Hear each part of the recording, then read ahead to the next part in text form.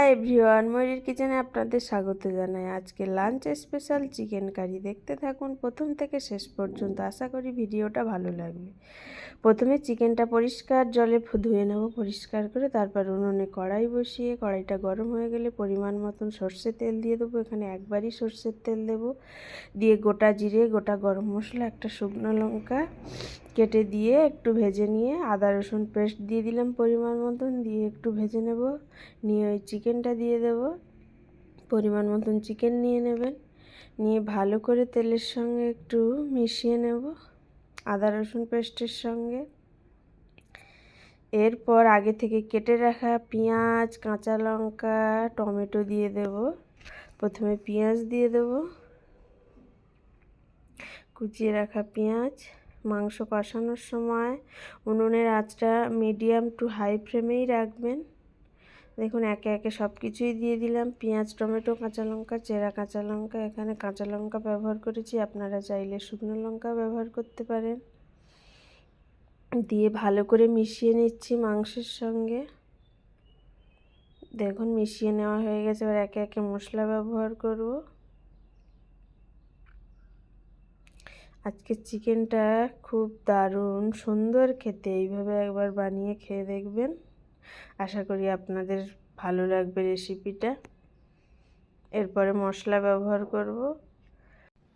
প্রথমে লবণ দিয়ে দেবো পরিমাণ মতন, আপনারা আপনাদের প্রয়োজন মতন লবণ ব্যবহার করবেন। এরপর হলুদ গুঁড়ো দিয়ে দিলাম, আর একটু কাশ্মীরি লঙ্কার গুঁড়ো দেব। দিয়ে ভালো করে মিশিয়ে নেব মাংসের সঙ্গে।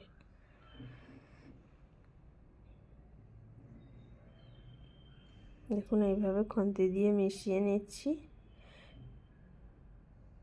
ভালো করে মেশানো হয়ে গেলে ঢাকনা চাপা দিয়ে মিডিয়াম ফ্লেমে মাংসটা কষাতে থাকবো।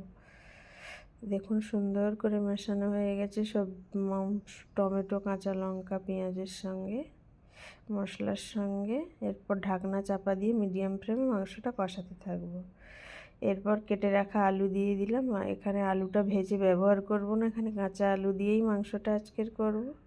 দেখুন দিয়ে দিলাম কেটে রাখা আলু, দিয়ে এবার ভালো করে মিশিয়ে নিচ্ছি। মিশিয়ে নিয়ে আবারও ঢাকনা চাপা দিয়ে মাংসটা কষাতে থাকবো বারে বারে, যাতে লেগে না যায়। বারে বারে ঢাকনাটা খুলে মাংসটা কষাবেন, খুব দারুণ লাগবে খেতে। একবার এই রেসিপিটা ট্রাই করে দেখবেন। দেখুন আবারও ঢাকনা খুলে মাংসটা নেড়ে দিচ্ছি। এইভাবে বারে বারে কষিয়ে মাংসটা কষানো হয়ে গেলে আগে থেকে গরম জল করে রেখেছিলাম, গরম জল এখানে ব্যবহার করব। দেখুন আবারও ঢাকনা চাপা দিয়ে মাংসটা কষিয়ে নিয়েছি। দেখুন কষানোটা খুব সুন্দর হয়েছে, মাংসের ফ্লেভারটা দেখুন কি সুন্দর চলে এসেছে। দেখুন মাংস কষানো একদম রেডি, দারুণ কষানো হয়েছে মাংসটা।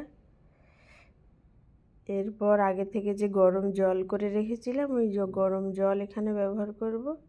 যে যেমন ঝোল খেতে চান সেই অনুযায়ী ঝোল এখানে রাখবেন।